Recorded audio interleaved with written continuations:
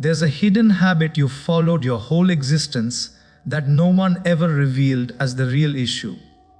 You've been forcing connections, chances, results, clutching everything so fiercely that existence has zero space to genuinely flow within you. And the tighter you clutch, the faster things escape. Not since you lack worth for your desires, not since fate opposes you, but since a core reality that Buddhist insight has softly shared across millennia, not in contemporary existence, has nearly totally hidden. You cannot accept with a closed hand. You cannot stream when you're resisting the tide. You cannot allow existence to function when you're certain you must handle all the effort solo. The cosmos is not something you battle. It's something you harmonize with. Welcome to mindfulness, not an area built for individuals prepared to quit battling existence and begin streaming alongside it. Stay with me, since what you're set to discover could be the transformation you've longed for without identifying its name. 1. The fatigue of dominance. You likely recognize this sensation deeply. You wake up already pondering all that must occur, all that might fail, all you need to direct, repair, keep intact. It seems dutiful. It seems essential, as if you cease dominating, all will crumble. But here's what that ongoing dominating is truly draining you. It's depleting the exact vitality you require to truly exist. Buddhism mentions something termed dukkha, frequently rendered as suffering, yet more precisely grasped as a sort of tension. The tension arising when we clutch existence too firmly. When we conclude matters must proceed a particular route by a particular moment per our schedule, and each instant actuality fails to align, that tension turns into agony. Here's what's notable. Most elements you're attempting to dominate currently, you can't truly dominate them. You can't dominate how another reacts to you. You can't dominate which chances emerge. You can't dominate schedule. You can affect, sure. You can proceed, sure. Yet dominate, that's a delusion. And Buddhism doesn't state this to render you powerless. It states this to liberate you. Since the instant you halt investing vitality into dominating what was never yours to dominate, something amazing occurs. That vitality returns to you. You grow sharper, steadier, more aware, and counterintuitively more potent. The Buddhist guide Ajahn Chah once noted that if you release a bit, you will gain a bit of calm. If you release much, you will gain much calm. If you release fully, you will gain total calm. Observe, he didn't claim matters will proceed flawlessly. He claimed you will gain calm. Since calm was never reliant on results, it was forever reliant on your connection with those results. So the initial move toward allowing the cosmos to operate in your existence is merely this. Admit how tired the dominating has rendered you. Not with criticism, merely with truth. You've been bearing something that was never yours to bear solo, and you're permitted to set it aside. 2. What it truly signifies to rely on the cosmos. When individuals listen, let the cosmos handle it, something in the thoughts instantly opposes. It appears inactive, foolish, like quitting. But that's not what this represents. Not remotely.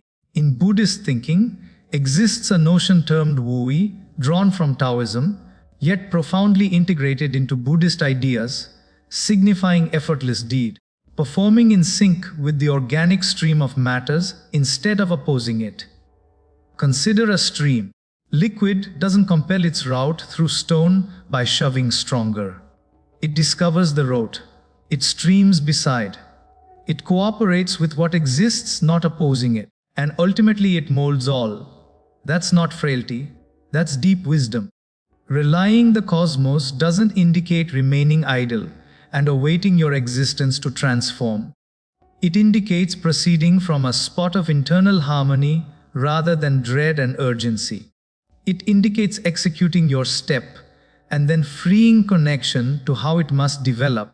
Exists a distinction between sowing a seed and then excavating it daily to verify if it's sprouting, and sowing a seed, nourishing it, and relying the procedure. One depletes the earth, the other yields harvest. Buddhist insight instructs that the cosmos functions via origins and situations. Each deed you perform becomes an origin, and situations, schedule, context, fellow humans, preparedness, those aren't yours to order. You sow. The cosmos decides the period, and here's where reliance turns useful, not mystical. When you free the urgent clutch on results, you begin detecting chances you were excessively rigid to spot earlier. You begin forming choices from lucidity rather than worry. You cease repelling individuals by demanding excess too rapidly. You commence to proceed with existence instead of opposing it. This isn't regarding being inactive. It's regarding being astute enough to recognize the distinction between what you can perform and what you must free. That judgment that marks the start of insight. 3. The indicators you're obstructing the stream. Exists something no one alerts you regarding on the mindful journey. Occasionally, what's hindering your existence from transforming isn't insufficient work. It's a particular vitality you're bearing without awareness. And Buddhism stays quite exact about what that vitality resembles. The initial indicator is ongoing mental practice. You're conducting dialogues in your thoughts that haven't occurred yet, readying protections, expecting dismissal, organizing what you'll state if matters fail. This practice seems useful, yet it's truly transmitting a quite distinct message. One of skepticism. Skepticism in yourself, skepticism in others, skepticism in existence. The cosmos reacts to the vitality you're functioning from, not your statements, not your aims, your genuine core vitality. The second indicator is opposition to what exists. Matters occur that you dislike. An entrance shuts, an individual lets down, a schedule collapses. And rather than permitting that to serve as data, you battle it. You debate with actuality. You invest days, occasionally weeks, in the mental cycle of how it shouldn't have occurred. Buddhism names this the second arrow. The first arrow is the agonizing incident. The second arrow is all you append to it with your thoughts. And most of the agony isn't from the first arrow, it's from the second. The third indicator is viewing quiet as defeat. If you're not compelling something, you sense remorseful, idle, lagging. Our society has instructed us that repose is deserved, that quiet is unfruitful, that if you're not evidently striving, you're lagging. Yet Buddhism instructs that quiet is where lucidity emerges. It's not the lack of advancement, it's the ground in which the proper deed develops. If any of these indicators seem known, excellent. Awareness marks the start. You're not damaged. You're merely bearing habits that were never yours to start with, and habits can transform. 4. How yielding truly functions. The term yielding tends to unsettle individuals. It appears like loss, like quitting on your ambitions and accepting inferior. Yet in Buddhist insight, yielding stands as one of the strongest powers accessible to a person. Let's stay quite distinct about what it represents. Yielding is not quitting on what you desire. It's quitting on the strict narrative of how it must appear. Exists a lesson in Buddhism regarding the vessel. The Buddha portrayed his lessons as a vessel, something you employ to traverse the stream. Yet once you've traversed, you don't transport the vessel on your shoulders for the remaining days. You set it aside, you free it. Most individuals are transporting their schedules, their anticipations like a vessel on arid ground. The traversal concludes, yet they refuse to free it. Genuine yielding sounds like this. I recognize what I desire. I will perform what I can. And I will rely that what's intended for me will arrive. And what fails to arrive isn't discipline, it's a reroute. Since here's what Buddhist insight grasps regarding the cosmos. It possesses a broader perspective than you hold. What appears as setback in this section might represent the precise essential situation for something superior in the following. What appears as a shut entrance might represent the cosmos shielding you from a route that would have demanded more than you realize. Yielding doesn't indicate being inactive regarding your existence. It indicates being profoundly engaged in your internal realm, appearing, performing the effort, remaining aware while freeing the urgent clutch on results. This represents what it signifies to partner, create with the cosmos. You supply your effort, your focus, your receptivity. The cosmos supplies the schedule, the situations, the elements you cannot organize on your solo. That collaboration, when you ultimately halt attempting to fulfill both parts, is when existence commences to proceed in manners that feel nearly wondrous. 5. What the cosmos reacts to. You've likely listened that the cosmos reacts to your vitality, yet that expression gets employed so vaguely that it commences to seem empty. So, let's render it specific. Let's discuss what that truly signifies in routine existence. Buddhism instructs that all emerges from thoughts, not in an enchanted thinking manner, yet in a profoundly useful manner. The standard of your internal condition molds how you view scenarios. It molds the choices you form. It molds how individuals sense being near you. And all of that generates waves.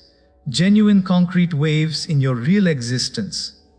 When you function from dread, you form restricted choices. You hold back. You over-explain yourself. You apologize for claiming room. You draw scenarios and individuals that validate that dreadful narrative, since that's the wavelength your complete self broadcasts. When you function from reliance, not naive hope yet solid, acquired reliance in existence, something entirely distinct occurs. You form sharper choices. You communicate with greater comfort. You cease pursuing and commence attracting elements toward you. Buddhism names this proper aim, one of the foundations of the Eightfold Route. And proper aim isn't regarding considering optimistic ideas. It's regarding performing from a spot of authentic kindness toward yourself, toward others, toward existence itself. Here's the useful reality. The cosmos doesn't react to your vision board. It reacts to your genuine condition of being. It reacts to whether you appear with awareness or worry, whether you supply with generosity or concealed anticipation, whether you proceed through the world with receptivity or with shielded protection. So if you desire the cosmos to operate in your benefit, the strongest element you can perform is nurture your internal realm, not flawlessly, not with compelled optimism, yet with truthful, kind consciousness. Detect when dread drives. Detect when you're clutching, and in those instants inhale, revert, ease. That easing, that minor silent deed of reverting to receptivity stands as one of the strongest messages you can transmit. 6. Freeing the schedule. This one proves tough since we dwell in a realm obsessed with velocity. Outcomes get anticipated instantly. Transformation should appear evident inside days. And if your existence hasn't altered by next month, the thoughts commences murmuring that it's failing, that you're insufficient, that perhaps this isn't intended for you. Buddhism holds a quite distinct connection with time and grasping. It could represent one of the most freeing elements you meet on this journey. Exists a notion in Buddhist ideas regarding karma, frequently spelled karma in the West, and it's broadly misinterpreted. Most individuals view karma as cosmic prize and penalty. Perform good, good elements occur. Perform bad, bad elements occur rapidly, not evidently like an exchange. Yet the genuine lesson stays far subtler. Karma concerns the seeds you sow and the situations essential for those seeds to develop. And here's the section most individuals overlook. Not each seed develops in the identical period. Some of what you're inserting into your existence currently, the internal effort, the freeing, the minor routine deeds of reliance and awareness, you might not witness the outcomes for months, for years. Occasionally the yield arrives in a shape you didn't anticipate and nearly fail to identify. The Buddhist monk Thich Nhat Hanh wrote regarding the essence of the cloud. The cloud doesn't perish when it turns rain. It transforms. What appears like a conclusion frequently represents a becoming. Your schedule isn't the cosmos's schedule. And the cosmos's schedule isn't discipline, it's accuracy. Relay that what you're constructing unseen currently proves genuine. The roots descend before the tree ascends. You don't witness root development. You don't honor it. Yet without it nothing endures. Free the schedule, not since nothing counts, yet since the urgent clutch on when stands as the exact element positioned between you and the calm that renders all feasible. 7. The instant existence commences to transform.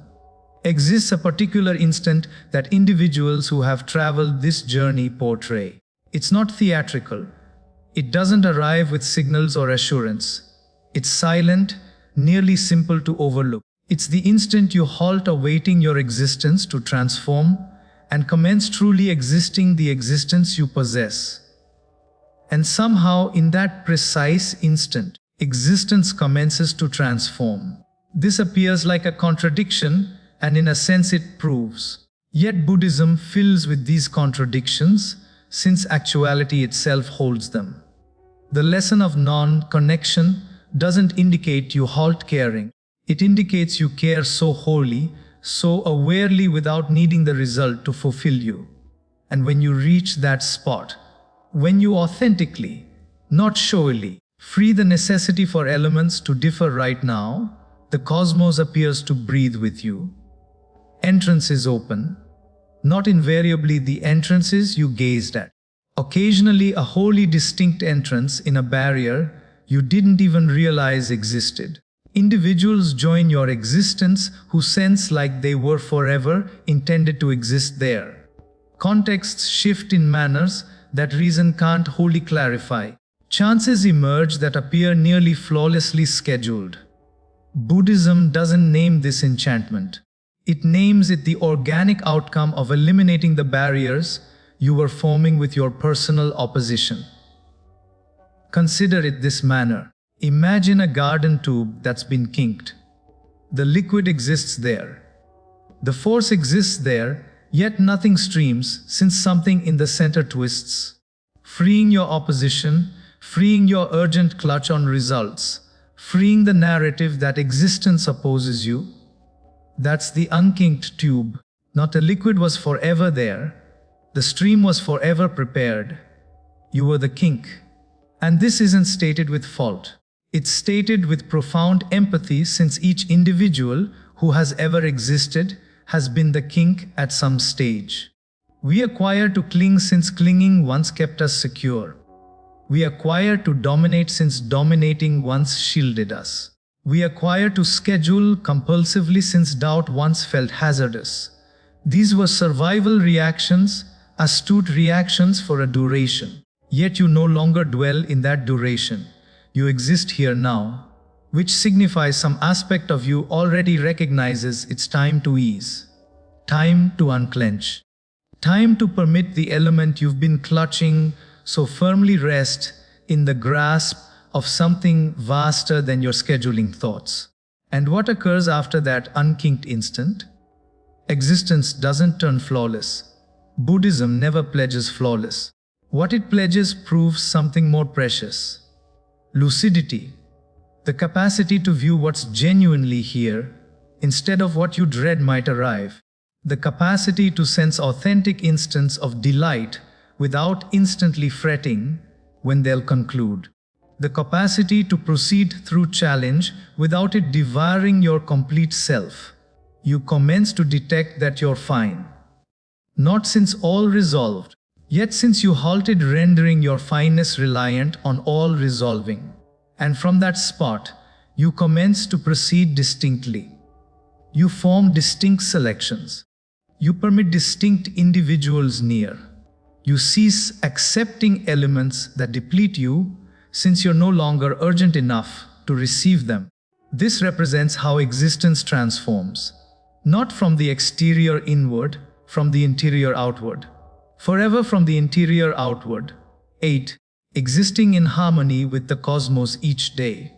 All we've discussed thus far can remain as lovely concepts, or it can turn your genuine routine existence. The distinction proves practice, not vast mindful practice, not hours of contemplation daily, though contemplation assists. Merely minor steady instance of return, of recalling, of selecting reliance over dread, awareness over practice, stream over compulsion. Here's what existing in harmony truly resembles on a typical Tuesday. You wake up, and rather than instantly grabbing your device to occupy the quiet, you sit for 1 minute, merely one. You detect what's here. Your breath, the illumination, the silence before the day starts. That 1 minute isn't nothing. That 1 minute represents you recalling who you are before the voice assumes control. During the day, when something fails to proceed as scheduled and something won't, you catch yourself before you descend. You detect the second arrow forming, and you form a selection not to repress the sensation, yet to pose a distinct query.